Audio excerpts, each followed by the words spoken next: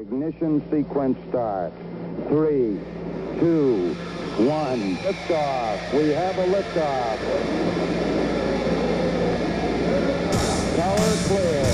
We got a roll program.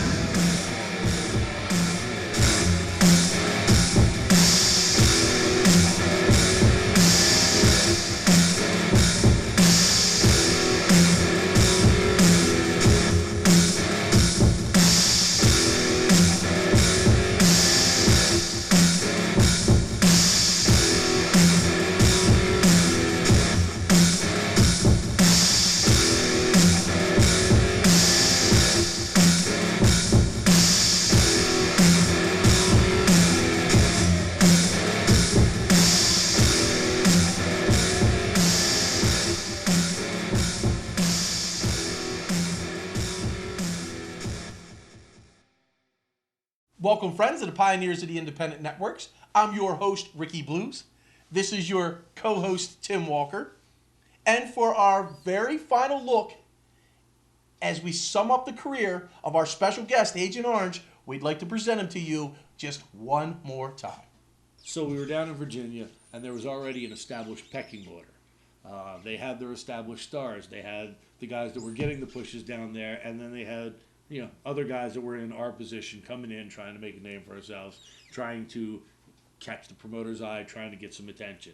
Well, fortunately, the way that we were trained and our work rate, I think we were actually better workers than a lot of those VWA guys. Not all of them, because there were a couple of really outstanding guys that were down there. At that point, I was still considered one of the smaller guys. The sport was still evolving to recognize the abilities, the greater abilities that some of us smaller guys had over some of these larger guys.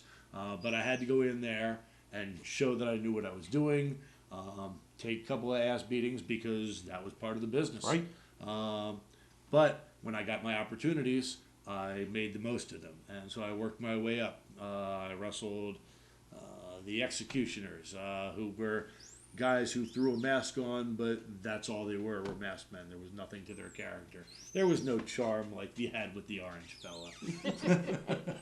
But and then the first real feud, even before Nikki, the first real feud that I got involved in VWA was against their then light heavyweight champion, Jimmy Jaguar. Oh.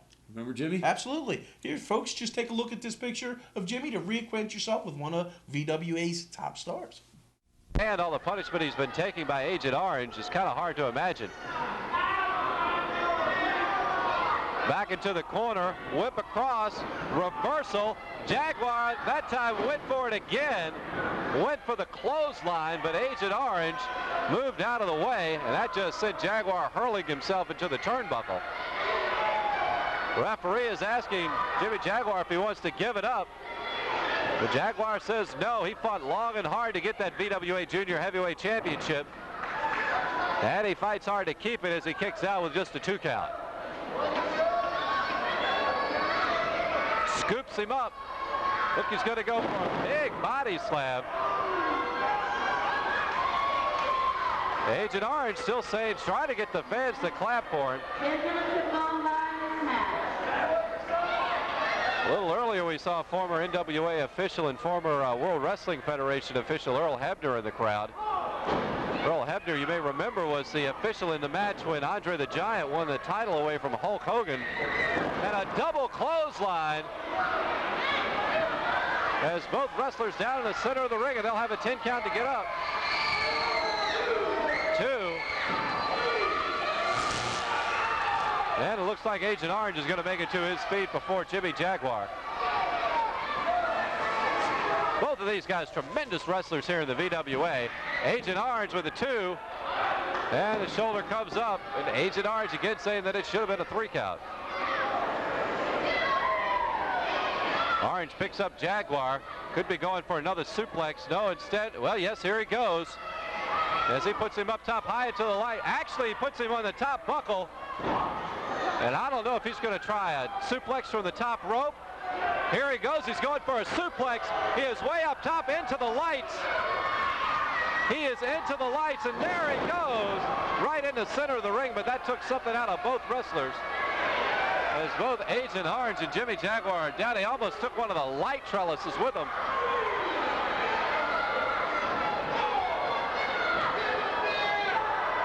Referees count up to 5. They have till 10 to get up. Orange is trying to go for the cover, and he's got a cover on Jaguar. And Jaguar again at the last possible instant takes it out.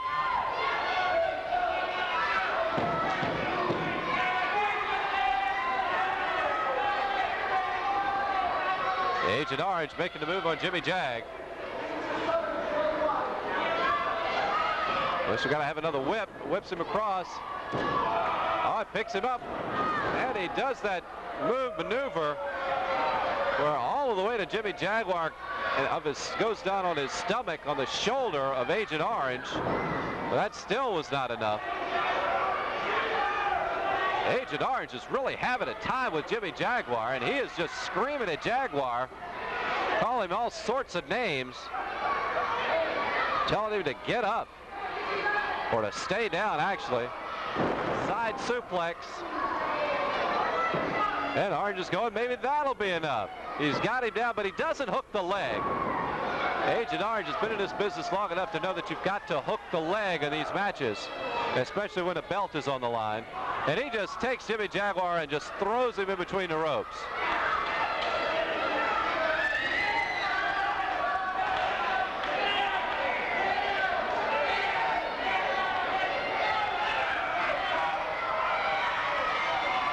Jaguar is trying to recover on the far side of the ring. We can't even see him. He's out of the camera view. Ron White is doing the count. And Agent Orange, actually this is a very smart maneuver by Orange because it looked like Jaguar was getting ready to get counted out. And remember, the belt can only be won on a pinfall or submission. A count out or disqualification, the belt stays with Jaguar. But Jaguar getting an extra rest, goes with the elbow. Sunset flip, and Orange is holding on, and he goes with a modified press this. And Ron Wyatt almost made a big mistake of counting it out. But Jaguar, but Agent Orange rather, did have hold of the ropes. Agent Orange better watch his back. Jaguar comes with a big clothesline. And Jaguar's getting ready to fly. He's one of the shooting stars in the VWA. He goes up, flying body press, but a reversal. Agent Orange has the tights. Agent Orange has the tights. Agent Orange had the tights, but the referee did not see it. The referee did not see it. Ladies and gentlemen, the winner of this match and new VWA Junior Heavyweight Champion, Agent Orange. Jimmy Jaguar. Okay. He was a dynamite wrestler in a small package. He was a true face. He loved getting out there and wrestling and being in front of the crowd, and he was a true good guy, and I just used that for all it was worth, because as good as he was, it just made me want to be evil and mean, and any opportunity that I could to cheat, to use a foreign object, to anything that I could to steal a win. That was better than a clean win. It was always Jesse Ventura. Win if you can, lose if you must, but always cheat. And so my favorite victories were nothing clean. Yeah, it would have been fun to just pick a guy up and have a finishing move and finish him. but you know, where's the satisfaction when you can cheat your way into it? I can see the gleam in your eyes. I really understand that. That is awesome. That was really one of your strong suits. It was. You wrestled like a heel, and you let your opponent wrestle like a face. And the face did the real fancy, nice, high flying. And you were there to support him, of course. But that was what really made you stand out as a heel. That you wrestled as a heel, and you let your opponent do the real nice, fancy, high-flying moves, which everyone identifies as a baby face. Well, you know, now Agent Orange did his share of flying around the ring. True. But you're right, that wasn't my strong suit. I would much rather have a guy flying towards me and catch him, take him over into a power slam. But those, again, going back to the good old days. Mm-hmm. But I enjoyed, again, going back to my wrestling background. I really knew how to wrestle, And unfortunately, there were a lot of guys at that time, especially in the independent promotions, who, if they were trained at all, it was barely. Right. You're talking about very, very minimal training, and then they get thrown in the ring. Whereas I came from a background from having wrestled as a boy and wrestled in high school, wrestled in college, and so I just wanted to take that skill that I had and that knowledge that I had, and I thought that would help define me as a heel who could also wrestle. The Pin Crew recently caught up with Jeff Collette. He was one of the mainstays in the VWA. We got a hold of him through Facebook, and Jeff was able to tell us a little bit about his experience with Agent Orange. Here's what he wrote. About Agent Orange. Bruce was one of those guys I really clicked with. Whether it was in the ring, dressing room, or out for drinks after the matches. Always had a smile and a laugh for my jokes. When he geared up for the match, he was all business. He wasn't a huge guy, but had the respect of everyone who worked with him.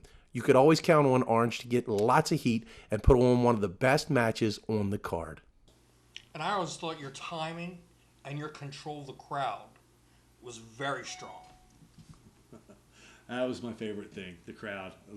As much as I didn't like the people in the audience, I loved the crowd.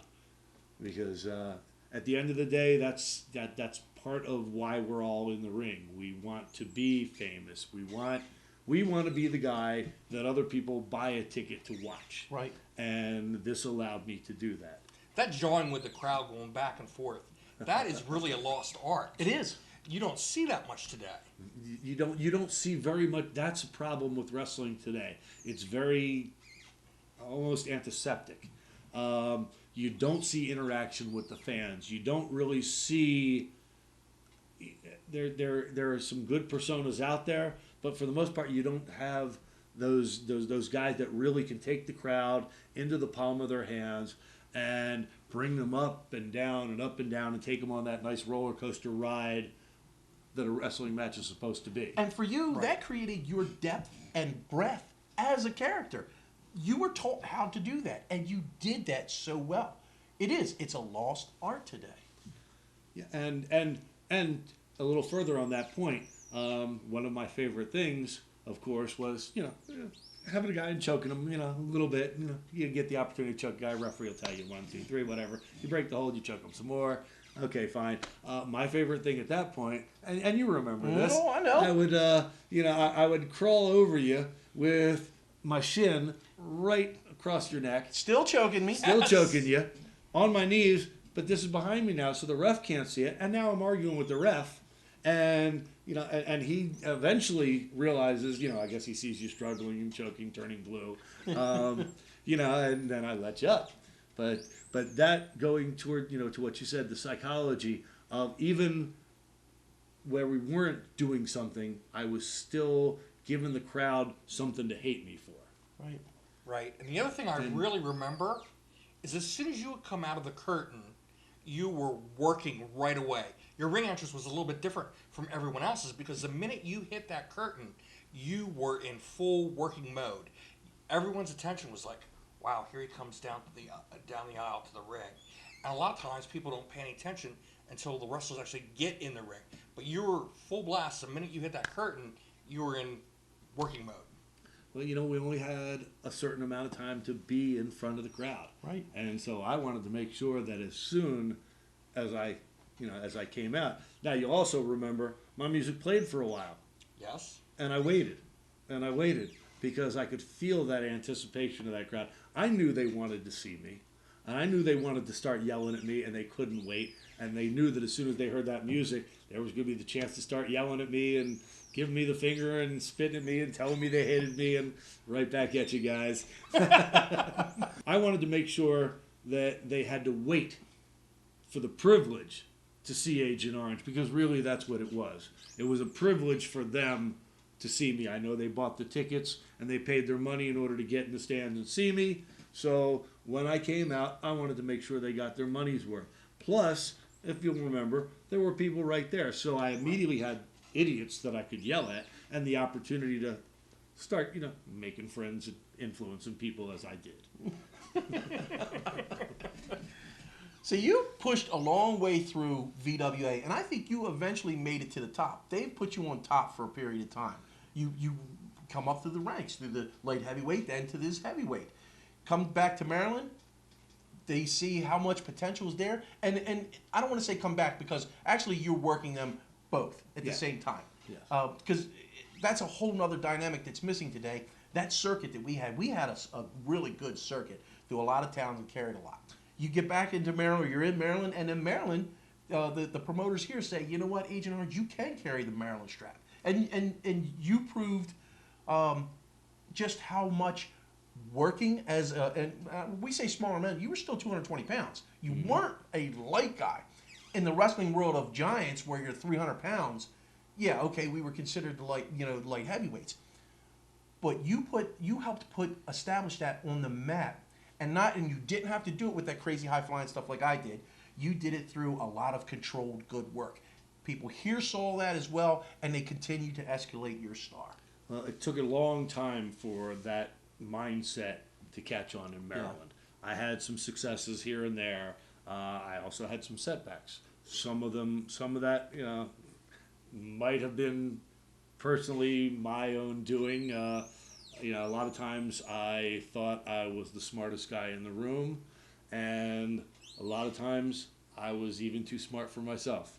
And sometimes that came back to bite me in the ass. Mm-hmm. I remember one time in particular I was arguing with the promotion about paydays, and I felt I wasn't getting paid what I was worth. I felt I was main eventing against an established, legitimate WWE or WWF at the time star, and was really not being financially rewarded for the effort.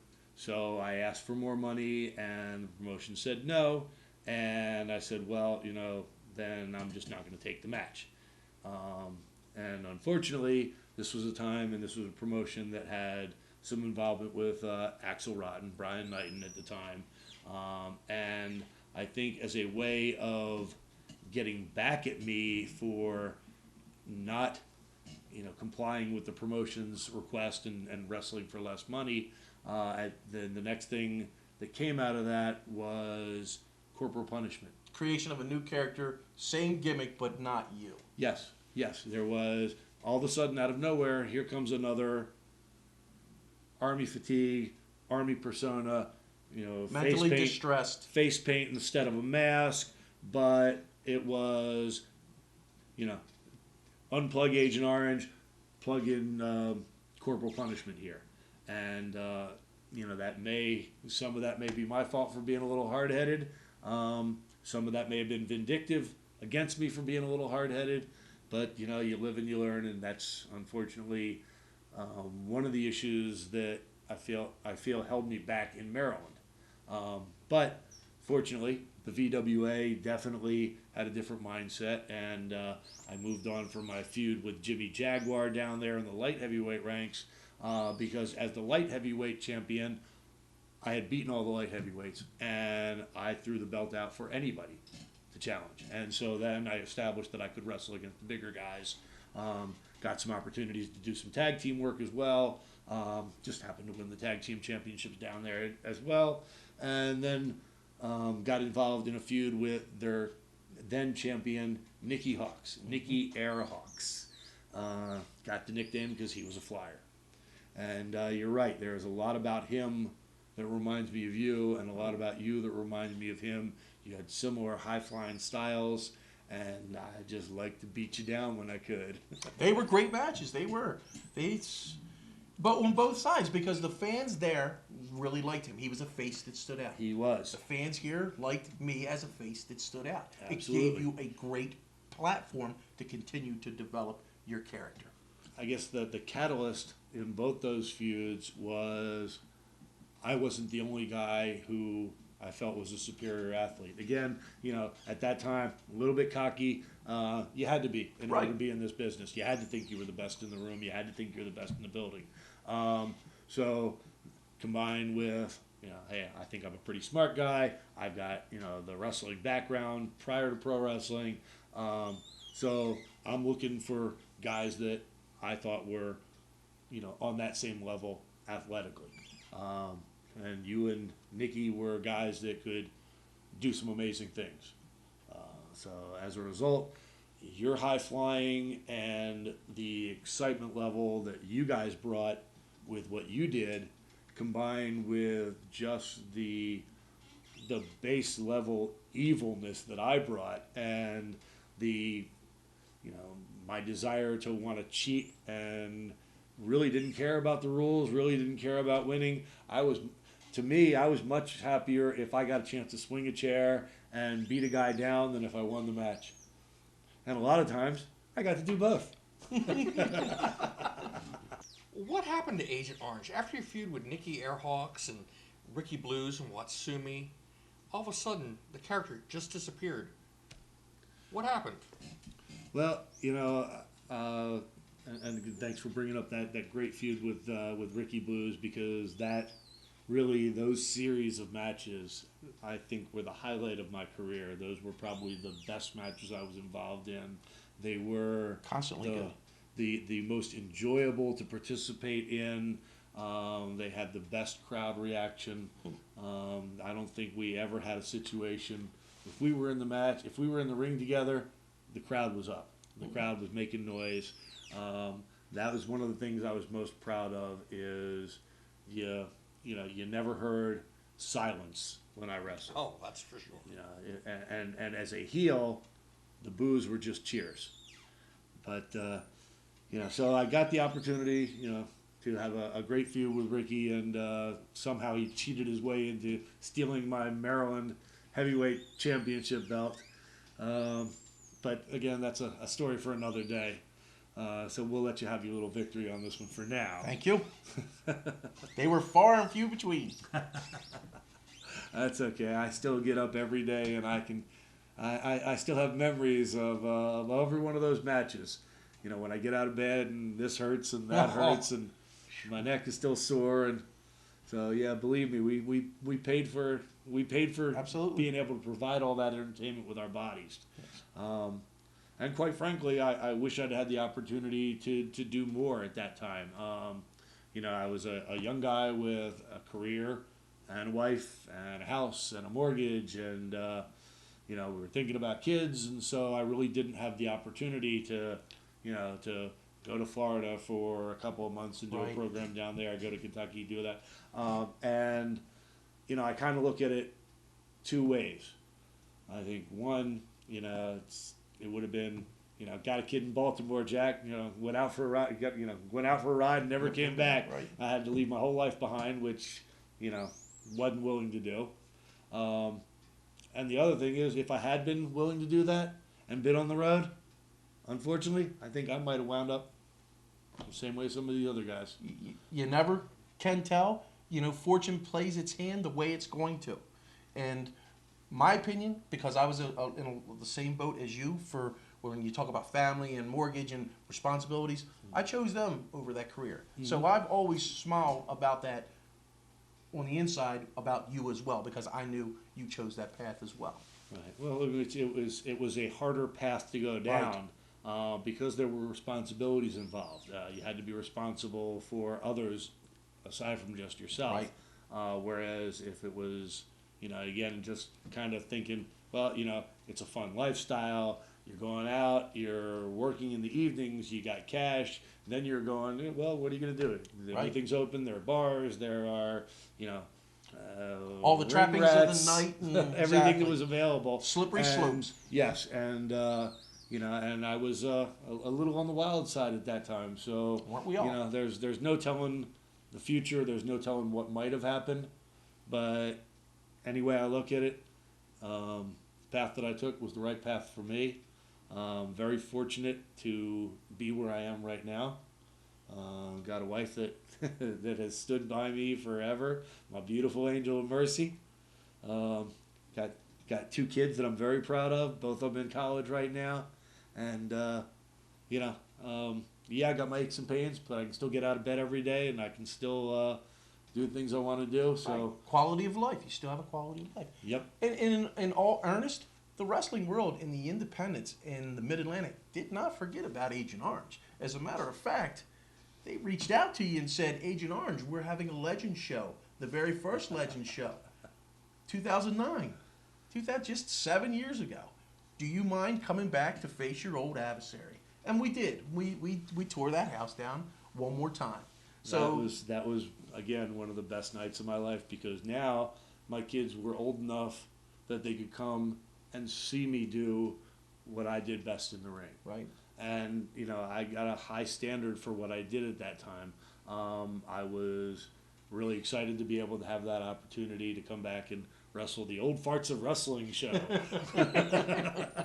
and I say that jokingly, but unfortunately, some of us guys, not me, not you, but some of those guys had become old farts. And some of those matches were a little hard to watch. When you had guys that were having trouble going from ring post to ring post without stumbling across the ring, my whole goal was to not be that. So I made sure that I got my ass out of bed and worked and trained and elevated myself to the point that I could still go out and be Agent Orange. Because if I couldn't perform to the level that I wanted to perform at, I was not going to go out there and embarrass my legacy. No, I agree. And And so- you did. You always upheld yourself. Fortunately, I may not always be able to do it. I may not be able to do it all, like I used to. But for that one night, we were able to put everything together to electrify a crowd. We were by far head and shoulders above any of the old guys that were there that night, and I think we were just as good, if not better, than all the young guys on the show that night. Definitely were able to show what true work was about. It was already, the sport had already evolved, Right. and had already become, I don't want to say it was extreme, but there were extreme elements that are now just part of the sport. Right. It's passe. Right. The evolution. I mean, back when we first started, you could suplex a guy and that was a finish. That was a finish. Yeah. Now you can suplex a guy 15 times and he'll kick out of it 15 times. Right. So, to be able to still be able to get out there and get the crowd to react and get them to yell and get them to cheer and get them to boo, and again, that was music to my ears. Absolutely. That's what it's all about. It's that reaction that you get and the interaction between the wrestlers and the fans. Mm-hmm. And it's so missed today. That feeling of adrenaline when you're out there and you're in an argument with the guy who's standing there, right at ringside, and he's right up to the ropes and he's yelling at you and you're yelling back, and there was just that adrenaline rush, just like standing behind the curtain with my entrance music playing, just waiting to go out and feeling that that electricity running through me and knowing that I was getting the opportunity to go out and do what I love to do. And I think that, in my humble opinion, will forever be your legacy. That interaction with that crowd. Quality worker, quality hand. People are going to remember you for your interaction with the fans. And that's extremely important. That's a good legacy to have. Yep. I will always be remembered for my big mouth.